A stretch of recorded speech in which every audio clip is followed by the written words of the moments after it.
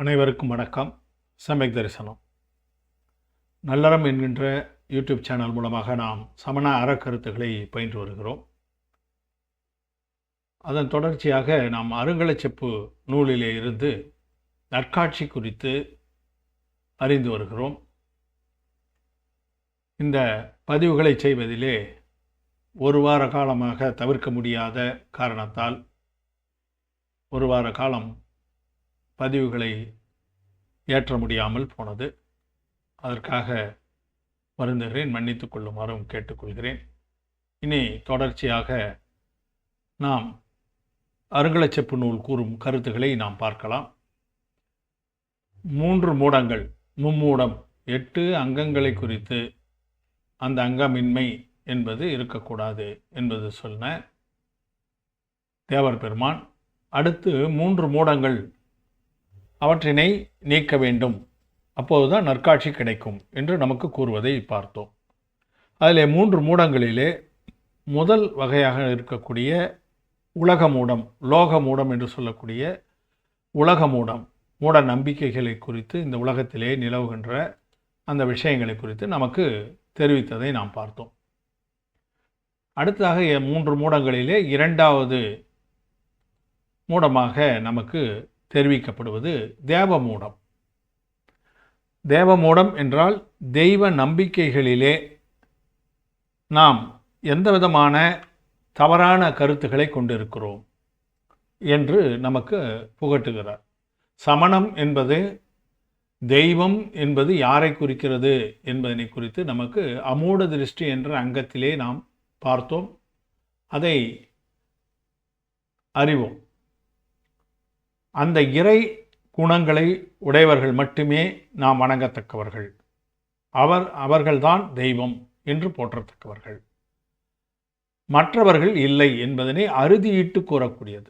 யாராக இருந்தாலும் வழிபட்டு விட்டு போய்விடலாம், யாராவது சொல்வதை கேட்டு அதை நாம் வழிபடுவதிலே என்ன தவறு என்பதெல்லாம் பின்னாடி நமக்கு விளக்குவாங்க. மித்யாத்துவத்தில் வரும்போது அது தெரியும். அவ்வாறான கருத்து சமணத்தை போதிப்பவர்களால் ஏற்கப்படுவது கிடையாது. தேவ குணங்கள், தெய்வத்துக்கான தேவன் என்று சொன்னால் நம்ம தேவ உலகத்தில் இருப்பவர்களை பற்றி நாம் அப்படி நினைத்து கொள்ளக்கூடாது. தேவாதி தேவர் என்று நமக்கு சொல்வார்கள். இந்திரர்கள் எல்லாம் வணங்கக்கூடியவராக இருக்கக்கூடிய அந்த தெய்வத்தை தான் நம்ம தேவ சாஸ்திர குரு என்று சொல்லும்போதும் அந்த தேவ என்ற வார்த்தை அந்த தெய்வம், இறைவன், இறை என்பதை குறிப்பதாகத்தான் நமக்கு தேவ என்ற வார்த்தை சமஸ்கிருதத்திலும் குறிப்பிடப்படுகிறது. அதே தான் இங்கே தேவர் பெருமான் நமக்கு எடுத்து எம்புகிறார். 31வது குறட்பாவிலே வாழ்விப்பர் தேவர் எனமயங்கி வாழ்த்துதல் பாழ்பட்ட தெய்வமயக்கு. இப்போ நம்ம பொதுவாகவே ஒரு பொது நம்பிக்கை இருக்கிறது மக்களிடம். கடவுளை எதற்காக துதிக்கிறோம்? பொதுவாக அதை அனைவரிடம் யாரிடம் கேட்டாலும் அவர்கள் என்ன, அவர் நல்லது செய்வார், நம்மை கொஞ்சம் முன்னேற்றி விடுவார், நமக்கு இருக்கிற இன்னல்களை எல்லாம் போக்கி விடுவார், நமக்கு வசதியை தருவார், நல்ல வாழ்வினை நமக்கு அமைத்து கொடுப்பார், அதனால தான் நான் கடவுளை கும்பிடுகிறேன் என்பது ஒரு பொது எண்ணமாக, பொது கருத்தாக மக்களிடம் புழங்கி வருவதை நாம் பார்க்கிறோம். ஆனால் அது அவ்வாறு இல்லை என்பதைத்தான் இங்கே நமக்கு காட்டுகிறார்.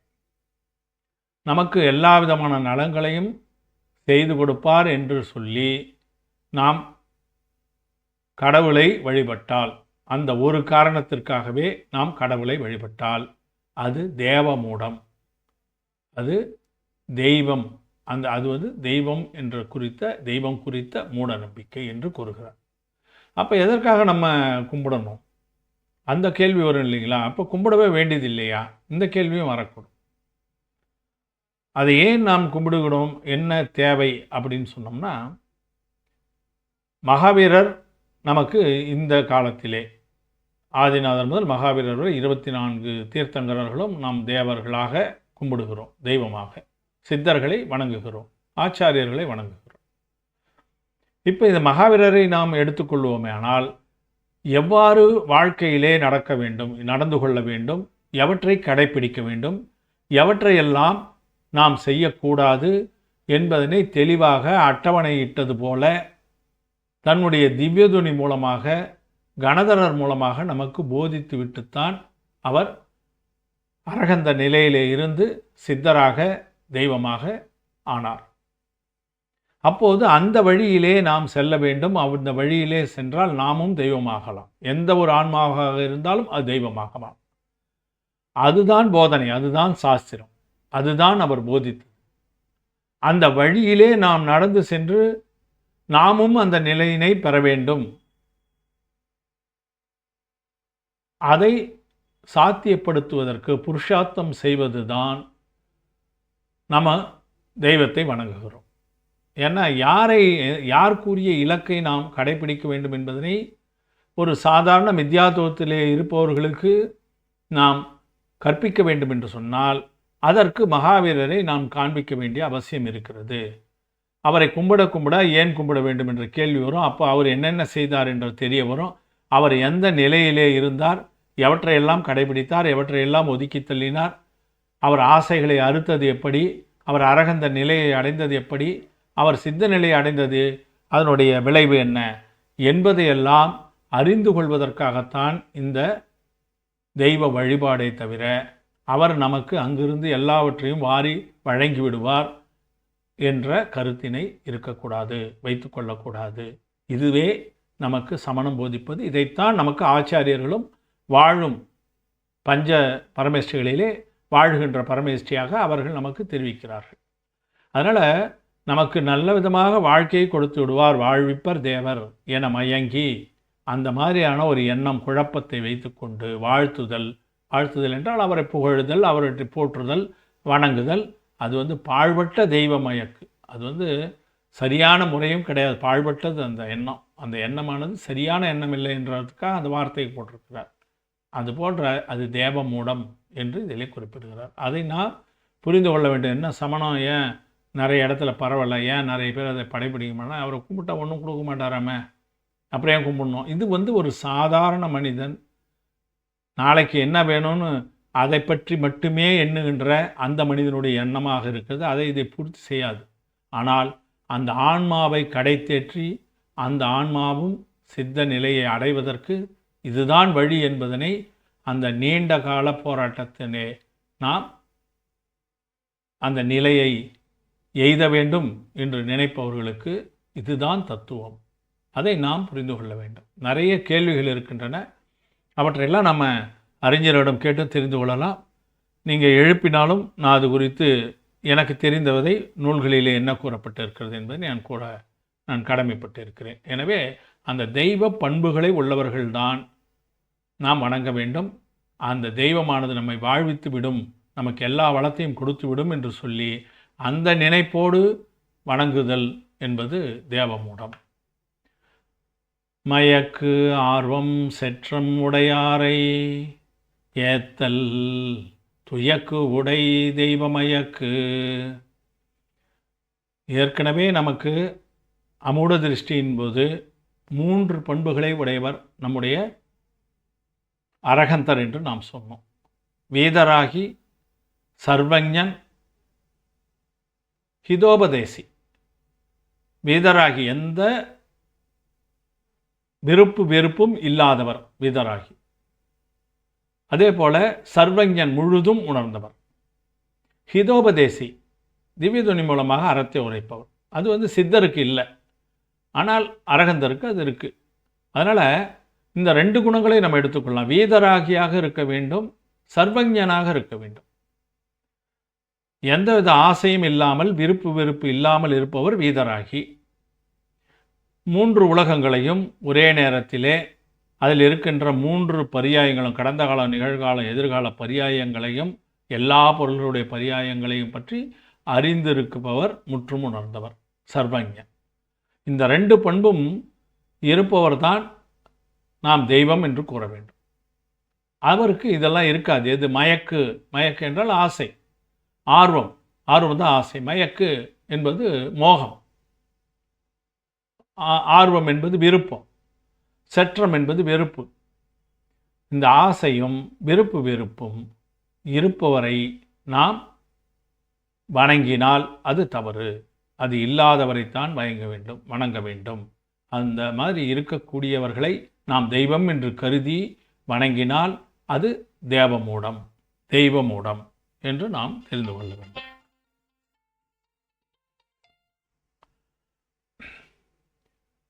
அதே நமக்கு ரத்னகண்டர ஸ்ராவச்சாரத்திலே நம்முடைய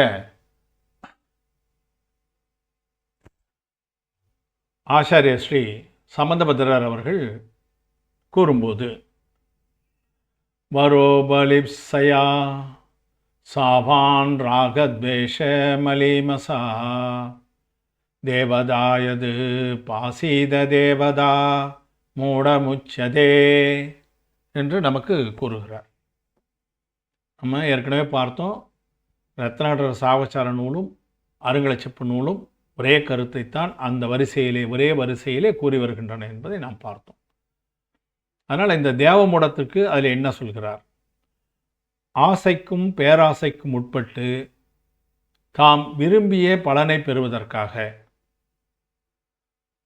வரோபலிப்சயா சாவான், அந்த மாதிரி அவர் ஒரு எண்ணத்தை வைத்துக்கொண்டு ராக துவேஷம் உள்ள, அதாவது ராக துவேஷத்துடன் கூடிய மோகவசப்பட்டுள்ள மலீமசா தேவதா எது, அந்த மாதிரியான தேவதைகளை, பயங்கரமான தேவதைகளை, பயங்கரமான என்று சொன்னால் குணங்கள் அந்த மாதிரி இருக்கக்கூடிய, அதிசயங்களை செய்யக்கூடிய, அதிசயங்களை செய்வதாக கற்பிக்கப்படக்கூடிய தெய்வங்களை வணங்குவது தேவமூடம் என்று நமக்கு இதிலே ஆச்சாரிய ஸ்ரீ கூறுவதை பார்க்கிறோம்.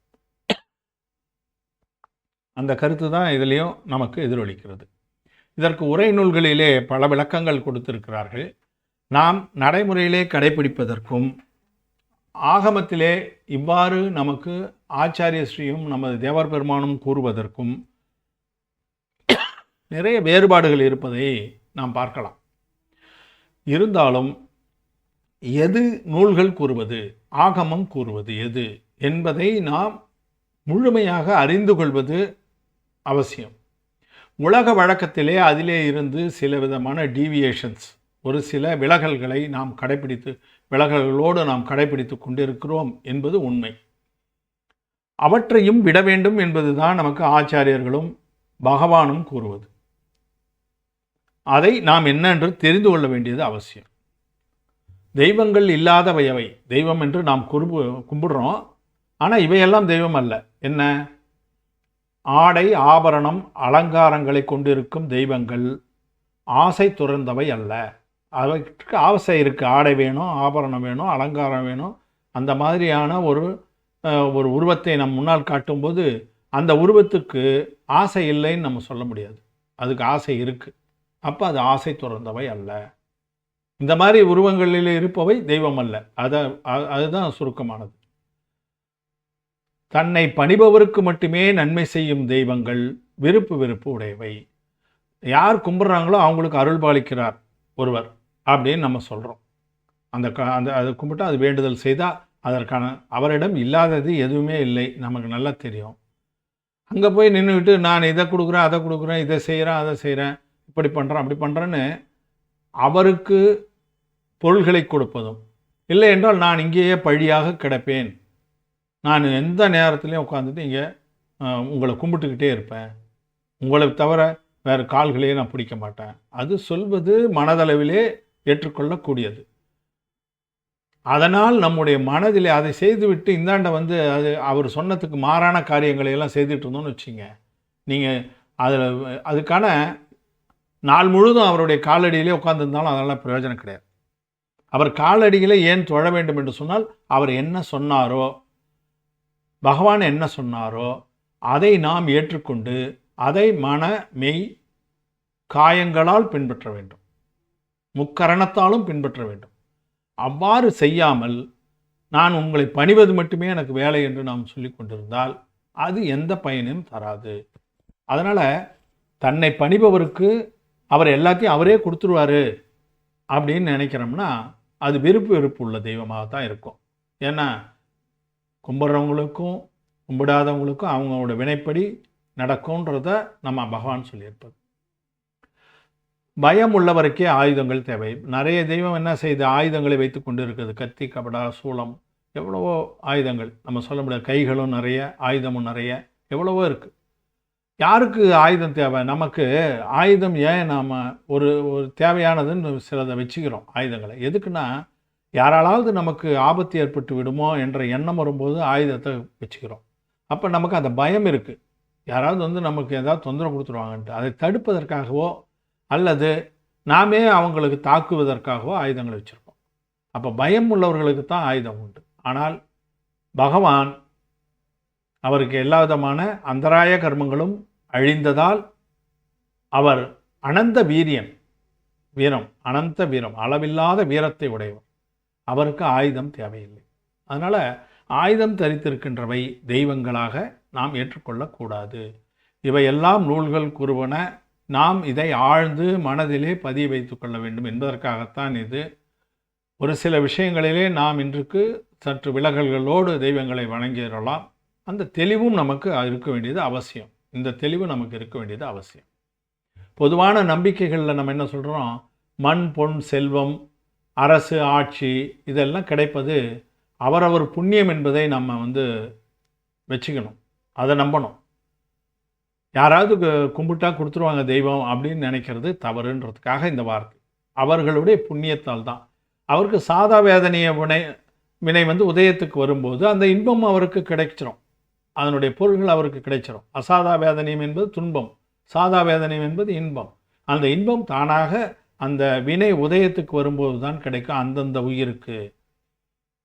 அது இல்லாத நீ எவ்வளோ பிரயத்தனப்பட்டாலும் அந்த செல்வமோ இன்பமோ கிடைக்காது. அதை யாரும் கொடுக்கவும் முடியாது. சாசன தேவைகளை குறித்து பலவிதமான விவாதங்கள் நம்முடைய இருப்பதை நாம் புரிந்து யாருடைய மனதை புண்படுத்துவதற்காக இல்லை. இந்த கருத்து நமக்கு ஆகமம் சொல்கின்ற கருத்து. அதை தெரிந்து கொள்ள வைத்து கொண்டு வேண்டியது ரொம்ப அவசியம். சாசன தேவதைகள் ஜின பக்தர்கள். அவர்கள் நமக்கு மேலே ஜினர் மேலே பக்தியாக உள்ளவர்கள், நமக்கு மேலானவர்கள். எந்த விஷயத்தில்? அந்த பக்தி விஷயத்தில். ஜின பகவானுக்கு சேவை செய்பவர்கள். ஏன்னா அந்த அந்த இதுவே அவர்கள் ஜின பகவானுக்கு சேவை செய்ததால்தான் சாசன தேவதையாக அவர்கள் ஆகிறார்கள், பிறக்கிறார்கள், தேவர்களாக பிறக்கிறார்கள். ஜின தர்மத்தை காப்பாற்றுபவர்கள். அவர்கள் ஜின தர்மத்திலிருந்து தவற மாட்டார்கள். மரியாதைக்கு உரியவர்கள். நாம் அவர்களுக்கு மரியாதை செய்யலாம், பூஜிக்கக்கூடாது. நூல்கள் கூறுவது அதுதான். நம்ம பகவானுக்கு சமமாக வைத்து பூஜிக்கக்கூடாது. பூஜை என்பது அவர்களுக்குத்தான். மற்றதெல்லாம் பூஜை செய்கிறோம தேவதைகளுக்கெல்லாம் அது கருத்து நம்ம ஆச்சாரியர்களும் கேட்டு அதை ஆகமத்தை முழுதும் கற்றவர்களும் கேட்டு நாம் தெளிவு பெற வேண்டும். ஆனால் நூல் கூறுவது இதுதான். இதை நாம் மனதிலே வைத்துக்கொள்ள வேண்டியது அவசியம். அதே போலவே துன்பம் நேரும்போது இவர்களை பூஜிப்பதால் நன்மை அடையலாம் என்பது மூடம். அவை வினைப்பயனால் விளைபவை. அந்த வினை, அதாவது சாதா வேதனை வராமல் இன்பம் வராது. அதே போல் ஏதோ ஒரு அந்தராய வினை விலகாமல் தடை விலகாது.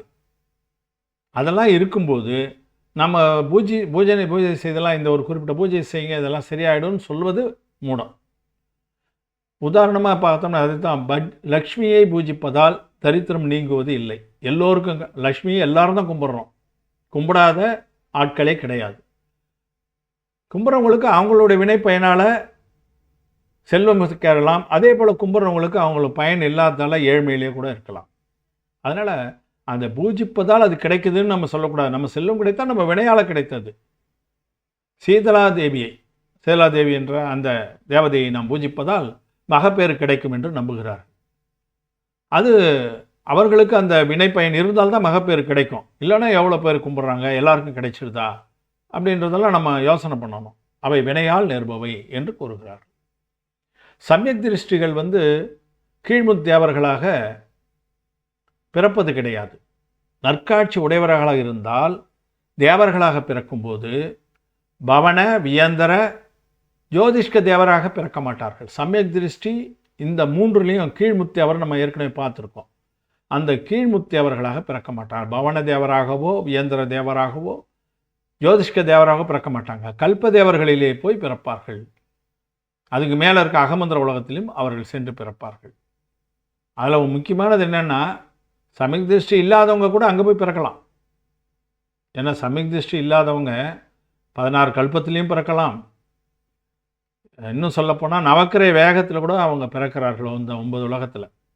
அங்கே மேலே இருக்கிற அணுத்தரம் அப்புறம் அணுதிசை இவற்றில் தான் சமயக் திருஷ்டியாக இருப்பவர்கள் மட்டும்தான் போய் பிறப்பாங்க. இதில் என்ன சொல்ல வர்றாருன்னா, சமயக் திருஷ்டியாக நம்ம இருந்துட்டோம்னா இந்த கீழ்முத்தியவரா பவன வியந்திர ஜோதிஷ்க தேவராக பிறக்க மாட்டார்கள் என்பது கேரண்டி. அதனால் அந்த முத்தேவர்களைத்தான் நம்ம வணங்குகிறோம். இப்போதைக்கு பொறுத்த வரைக்கும் பவன தேவரையும் வியந்திர தேவரையும் ஜோதிஷ்க தேவர்களைத்தான் நம்ம வணங்கிக்கிட்டு இருக்கோம். ஆனால் அவர்கள் சமயக் திருஷ்டிகள் கிடையாதுன்னு சொல்கிறார். அவர்களெல்லாம் சமயக் திருஷ்டிகள் கிடையாது, சமயக் திருஷ்டியை விட கீழ்நிலையிலே இருப்பவர்கள் என்று இதில் கூறுவதால் அவர்கள் வணங்குவதற்கு உரியவர்களா இல்லையா என்பதை நூல் கூறுவதை வைத்து நாம் புரிந்து கொள்ள வேண்டும். அவர் அந்த மாதிரி இருக்கிறதுக்கு என்ன காரணம்? அவர்கள்லாம் உதவி செய்கிறாங்க இல்லையா? பவன தேவர்கள் உதவி செய்கிறாங்க. தரணேந்திரன் பவனேந்திரன் தான். பவனேந்திரன் தான் பவன தேவராக நிறைய கதைகளிலே நமக்கு வருகிறது. தரணேந்திரனாக அவர் உதவி செய்கிறாரு. சில இடத்துல கதைகளிலே வரலாற்றில் நமக்கு கூறப்படுகிறது. அவர்கள் உதவி செய்வதற்கு கூட அந்த உயிர் அந்த புண்ணிய வினையை செய்திருக்க வேண்டும். அவர்களுக்கு மட்டும்தான் அது கிடைக்கும். கீழ்முத்தி அவர்கள் யக்ஷயர், சௌதர்மேந்திரன், சசிதேவி ஆகியோர் ஜனபகவானின் சேவகர்கள். அவர்களெல்லாம் ஜனபகவானுக்கு சேவை செய்வதற்காகவே தங்கள் வாழ்க்கையை அர்ப்பணித்து கொண்டவர்கள் தான். அவர்களை நாம் மதிக்க வேண்டும். அதில் எந்த விதமான கருத்து வேறுபாடும் இல்லை. ஆனால் அவருக்கு இணையாக வைத்து பூஜை செய்வது என்பது தவறு. பூஜை என்பது அவருக்குத்தான், அரகந்தருக்குத்தான். ஆன்ம முன்னேற்றம் தூய்மை பெற பெற உதவிகள் தாமே வரும். யாராவது தவம் செய்கிறாங்க, அவங்களுடைய ஆன்ம முன்னேற்றம், ஆன்மா தூய்மை அடைந்து கொண்டே இருக்கிறதுனா இந்த யக்ஷியாராலும் முத்தியவர்களாலும் உதவிகள் சேரும். தானாகவே சேரும். அவங்க உதவி செய்வார்கள். அவர்கள் உதவி செய்வதற்கு காரணமாக இருப்பது நாம் அவர்களை வணங்குவது இல்லை, அவர்கள் வணங்குவதால் இல்லை. அவங்கள நம்ம கும்பிட்டா நமக்கு செய்திருவாங்கன்றது கிடையாது. பகவானை கும்பிட்டு நம்முடைய ஆன்மா முன்னேற்றம் பெற்று தூய்மை பெற பெற அவர்கள் நமக்கு நற்காட்சியாளர்களாக நம்மளை மதித்து நமக்கு தேவையானவற்றை அந்த இடத்திலே செய்கிறார்கள் என்பது தான் வரலாற்றிலும் கதைகளிலும் வருவது. அதை நாம் புரிந்து கொள்ள வேண்டும். அகிம்சையை கடைபிடித்த ஒரு சண்டாளன் என்ற இழிமகன், அவன் அவனுக்கு தேவ பதவி கிடைக்கிது, இந்திர பதவி கிடைக்கிது, அரியாசனம் கிடைக்குது. நீலி கதை நம்ம ஏற்கனவே பார்த்துருக்கோம். அவங்க காலை வச்சா அந்த கதவு திறக்கும். ஒரு சீலவிரதத்தில் சிறந்தவர்கள் தான் காலை வைத்த திறக்கும்ன்ற அந்த கதைகள்லாம் கூட பின்னாடி நம்ம ஏற்கனவே பார்த்துருக்கோம்னு நினைக்கிறேன். நீலினுடைய கதை இதில் இந்த அங்கங்கள் வரும்போது. அதனால் அந்த நீலியினுடைய சீலவிரதத்தால் அந்த கதவு ஏன் திறக்குதுன்னா வியந்திர தேவி அங்கே உதவி செய்கிறாள். அதனால் அந்த கதவு திறக்குது. சீதா பிராட்டி அவர்களுடைய சீலத்தால், அவர்களுடைய ஒழுக்கத்தால் அக்னி குண்டம் நீராக மாறியது. அதற்கும் அந்த மாதிரி இருக்கிறவர்கள் ஏன் செய்கிறாங்க? அதே சீதா பிராட்டி அந்த அளவு சீலத்தில் சிறந்தவராக இல்லை என்றால் இது நடக்காது. அவர்களை கும்பிட்டு கொண்டிருந்தால் அவர்கள் செய்ய முடியாது. அதே போல் சுதர்சன சேட்டு கதை தெரியும். அவர்களுக்கு வந்த துன்பத்தை எல்லாம் தேவர்கள் நீக்கினார்கள் என்றால் அவருக்கு பகவான் மேலே இருந்து அந்த பக்தி, அதுதான் முக்கியம். இப்போ பார்த்தீங்கன்னா இதெல்லாம் அவங்க செய்கிறாங்க. அதே நேரத்தில் எவ்வளவு இது காரணம் இருந்தாலும் அவர்களுக்கு உடனே நற்பயன் கிடைத்து விடுதானா? கிடைக்காது. ஆதி பகவானுக்கே பார்த்தோம்னா அவர்களுக்கு எல்லா வைபவமும் உண்டு. 100 மகன்கள் பெற்றார், பரத சக்கரவர்த்தியை பெற்றார், பிராமி சுந்தரிகளுக்கு மூலமாக அவர்கள் இந்த உலகத்துக்கே எழுத்தையும் எண்ணையும் அறிவித்தவர். அவ்வளவு வைபவமும் உள்ளவர். அவருக்கே 6 மாதம் ஆகாரமின்றி அந்தராயம் ஏற்பட்டது. அந்த கதை நம்ம பார்த்தோம். நம்ம அதன் பிறகு தான் கடைசியாக இப்போ அக்ஷய திருதை என்ற கதையில் அதெல்லாம் வரும், நீங்கள் தெரிஞ்சிருப்பீங்க. அதே போல் பாண்டவர்கள் தவம் செய்து கொண்டு இருக்கும்போது 5 பேரும் அங்கே தவம் செய்து கொண்டு இருக்கிறார்கள். துரியோதனனுடைய மருமகன் சூரியவர்மன் என்பவன் அவர்களை பார்த்தவுடன் இவர்கள் தானே நம்முடைய மாமனாரை எல்லாம் கொண்டு விட்டவங்க, அவங்களை எல்லாரையும் சாகடிச்சவங்க இவங்க தானேன்னு சொல்லிட்டு நல்லா இரும்பை பழுக்க காய்ச்சி அந்த இரும்பை கொண்டு போய் மாலை போல் அந்த தர்மன், பீமன், அர்ஜுனன், நகுலன், சகாதேவன் மேலே நெருப்பு அணிகலனாக ஆபரணமாக அணிவிக்கிறார். அணிவிச்ச உடனே அதில் தர்மன், பீமன், அர்ஜுனன் 3 பேரும் அசையாமல் நின்று அப்படியே பஸ்பமாயிடுறாங்க. அவங்க சித்தர்களாக போய்விடுகிறார்கள். நகுலனும் சகாதேவனும் சற்று அசைந்து கொடுத்ததால் அவர்கள் தேவர்களாக, அதுவும் சர்வார்த்த சித்தியிலே இருப்பதாக நமக்கு கதைகளிலே கூறப்படுகிறது. அந்த நேரத்துலலாம் இவ்வளவு பக்தி வச்சாங்களேன்னு கடவுள் அவங்களுக்கு அந்த உபசர்க்கத்தெல்லாம் நீக்கினாரா? கிடையாது. எவ்வளவு பக்தியோடு இருந்தாலும் கூட அவரவர் வினைப்பயன்படியே நடக்கும். ஆனால் அந்த பக்தி என்பது தான் கடைசியில் கொண்டு போய் சேர்க்கும். அது ரொம்ப முக்கியமானது. அதை புரிந்து கொண்டு நாம் அந்த பாதையிலே செல்ல வேண்டும் என்பதற்காகத்தான். அதனால் கும்பிட வேண்டிய அவசியமே இல்லை அப்படின்னு நினைத்தால் அதுபோல் ஒரு மூடத்தனம் கிடையாது. தெய்வ மூடம் இருக்கக்கூடாதே தவிர, எது சரியான தெய்வம் என்பதை தெரிந்து அதன் மீது முழு நம்பிக்கை வைத்து வணங்குதலும் பூஜித்தலும் அவசியம். அதை புரிந்து கொள்ள வேண்டும். அதே போல் இந்த 500 முனிவர்கள் செக்கிலே நம்ம கதையில் பார்த்தோம். போட்டு ஆட்டும்போது கூட அவங்க கடவுளை தானே நம்பியிருந்தாங்க. அவங்க யாராவது காப்பாற்றுவாங்களா? கிடையாது. ராமர், பலபத்திரர், கிருஷ்ணர் போன்றவர்கள் கிருஷ்ணர் தண்ணீர் தாகத்தால் தவித்து இறந்ததை நம்ம கதைகளிலே நம்ம பார்க்கிறோம். சிவகுமார முனிவர் போன்ற கடும் தவம் செய்தவர்கள் அவங்க அவருடைய உடம்பையே உண்ணுவிட்டு போகின்றன அந்த நரிகள் எல்லாம். ஆனால் அங்கும் யாரும் அங்கே உதவி செய்வது கிடையாது. அவர் தன்னுடைய அந்த தவத்திலே சிறந்து விளங்கி தான் அவர் மேலுலகம் செல்கிறார். அதே போல் கூட பார்சுநாத பகவானுடைய பழைய பிம்பங்கள்லாம் பார்த்திங்கன்னா வடநாட்டிலையும் சரி நம்ம இடத்துலையும் அந்த பணாமுடியானது இருக்காது. அதுதான் சரியான நிலை. ஏன்னு கேட்டால் அவர் தவம் செய்யும்போது தான் அந்த நாகமானது இருந்து, அவர் சித்தராயிட்ட பிறகு அவர் அங்கே போய்ட்டு சமோசனத்தில் அமர்ந்தபோது அவருக்கு அந்த பணாமுடி இருந்திருக்குமா அப்படின்றதெல்லாம் விவாதத்துக்குரியதாக இருக்கிறது. அதனால் அவங்க தான் காப்பாற்றினாங்கன்னு இல்லை, தான் அவங்களுடைய கடமை. நமக்கு எப்படி ஒருத்தருக்கு நாம் யாரை நம்பி இருக்கிறோமோ அவர்களுக்கு ஒரு ஆபத்து வரும்போது நம்ம ஓடிப்போய் அதை தடுக்கிறோம் இல்லையா? அதுபோல் வந்தது தான் பத்மாவதி தரணேந்திரனை தவிர பகவான் பார்சநாதர் அவருடைய வல்லமையாலே அவர் சித்த பதவிக்கு சென்று விடுவார். அவருக்கு எந்த உபசர்க்கத்தையும் பற்றி கவலைப்படலை, அவராலே போக முடியும். இருந்தாலும் கூட அவர் மீது உள்ள அவர் தங்களை எல்லாம் தேவனாக்கினார் என்ற அந்த பற்று சிவசிந்தாமணியிலே வருகின்ற அந்த கதை போல, சுதர்சன தேவனைப் போல இவர்கள் அவருக்கு தங்கள் அந்த உபசர்க்கங்களை தாங்களும் ஏற்றுக்கொள்கிறார்கள். அப்படித்தான் நம்ம நினைக்கணும். அதனால் அந்த மாதிரி இருக்கக்கூடிய இதெல்லாம் நமக்கு நூல்களிலே, உரை நூல்களிலே ஆசிரியர்களும் முனிவர்களும் நம்முடைய ஆச்சாரியர்களும் கொடுத்திருக்கின்ற விளக்கங்கள், அவற்றைத்தான் நான் தொகுத்து கொடுத்துருக்கிறேன். இதில் ஏதாவது ஒரு வேறுபாடுகள் தெரியக்கூடும். ஏன்னா நம்ம நடைமுறை வாழ்க்கையில் இருப்பவர்களுக்கு ஒரு சில நம்பிக்கைகள் இருக்கும். அதை தவறுன்னு சொல்வது அவருடைய மனதை புண்படுத்தக்கூடும்.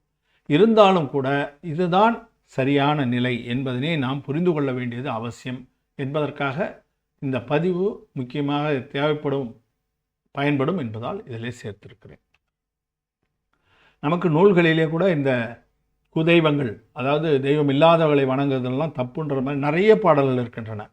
எல்லாத்தையும் தர முடியாது, தர வாய்ப்பு இருக்காது. அதனால் நம்ம இந்த நூல்கள் எது இருக்குது அதில் நீங்கள் படித்து பார்த்தீங்கன்னா தெரியும். அது தேவைன்னா சொன்னீங்கன்னா நான் பாடல் எண்களை கூட உங்களுக்கு பகிர்கிறேன்.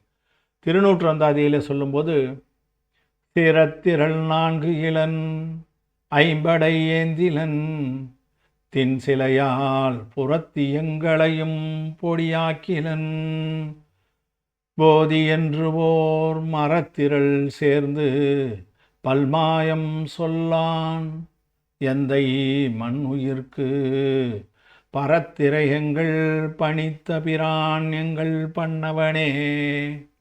யார் உண்மையான தெய்வம் என்பதனை நமக்கு அவிரோதியார் இதிலே சொல்வதை பார்க்கிறோம். சிரத்திரன் 4 இளன், 4 முகங்களை கொண்ட பிரம்மன் கிடையாது. ஆனால் நமக்கு சதுர்முகம் என்று நம்ம சமோசரணத்தில் பார்க்கிறோம். அவர் சித்தரான பிறகு முகமெல்லாம் எதுவும் கிடையாது. அதெல்லாம் மீன் பண்ணி தான் இதை புரிஞ்சுக்கணும். சிரம் என்றால் தலை, 4 தலை 4 முகன் என்று சொல்லக்கூடிய பிரம்மன் அவர் கிடையாது. ஐம்படை ஏந்தில் 5 படை கலன்களை தன்னோட வைத்திருக்கிற விஷ்ணு கிடையாது. புறத்திரயங்களை பொடியாக்கிலன், அதாவது புறந்திரங்கள் எரித்தவன் என்று சொல்வார்கள், திரிபுரம் எரித்தவன் என்று சிவனை சொல்வார்கள். அந்த சிவனும் கிடையாது, பொடியாக்கிலன். போதி என்றுவோர் மரத்திரள் சேர்ந்து மரத்தின் கீழே அமர்ந்து அறிவு இந்த மரத்தின் கீழே தான் பெற்றேன், போதி மரத்தின் கீழே இருந்து பெற்றேன் என்று சொன்ன புத்தன் பல்மாயம் மாயம் என்று சொல்வார், அவர் சூன்யம் என்று சொல்லுவார். எல்லாத்தையும் உயிர் போயிடுச்சுன்னா உயிர் எங்கே போச்சுன்னு சொல்ல மாட்டார். உயிர் சூன்யமாயிடுச்சு, அவ்வளோதான், அதோட முடிஞ்சிச்சு. ஒரு விளக்கு எப்படி அணைகிறது அப்படின்னா அது எங்கே போச்சு அந்த ஒளின்னு கேட்டு சொல்ல முடியாதோ, அதுபோல் உயிர் எங்கே போச்சுன்னு கிடையாது, அது அதோட மாயமாயிடுச்சு அப்படின்னு சொல்கிறதால அதை சொல்கிறார். பல்மாயம் சொல்லான். இந்த மாதிரி இருக்கிறவங்களெல்லாம் கடவுள் என்று சொல்வதற்கு இல்லை. இது ஒரு சமய காழ்ப்புணர்வுக்காக அல்ல, நம்முடைய பகவானுடைய பண்புகளை கொண்டு அந்த குணங்களை போற்றுவதற்கு இதுதான் உண்மை கடவுள் என்று சொல்வதற்காக வருகின்ற பாடம். பரந்திரயங்கள் பணித்த திரயம், ரத்னத்திரயம், ரத்னத்திரயன்றது மும்மணி, அந்த திரயங்களை பணித்த பிரான், அதை நீங்கள் கடைபிடிக்க வேண்டும் என்று நமக்கு போதித்த அந்த பிரான் இருக்கார, அவர்தான் எங்கள் பண்ணவன், எங்களுடைய கடவுள் என்று இதிலே அவிரோதியார் சொல்கிறார். திருக்கலம்பகத்திலே நிறைய பாடல்கள் இருக்கின்றன. இதிலையும் திருநூற்றந்தாதி, திருமேற்றிசை அந்தாதி, நிறைய நூல்களிலே இந்த எந்த கடவுளை கும்பிட வேண்டும், எதை கும்பிடக்கூடாது, எது சரியான தெய்வம், எது தேவமூடம் என்பதெல்லாம் விளக்கப்பட்டிருக்கிறது. நிறைய பாடல்கள் இருக்கின்றன. நான் இந்த பாடல் மட்டும் முடிச்சு பார்த்துக்கலாம்.